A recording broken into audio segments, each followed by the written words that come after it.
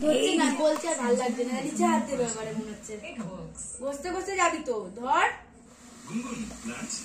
ধর তো এই গামলায় পৌঁছেছে দেখো বাবু বাবু।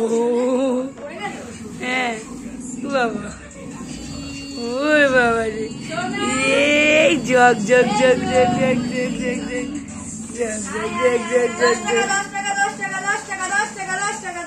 দেখো কেমন ইভানছি গামলায় বসে গামলা চড়ছে, গামলায় বসে গাড়ি চড়ছে ভু ভু ভু ভু। কেমন পেকে গেছে দেখো।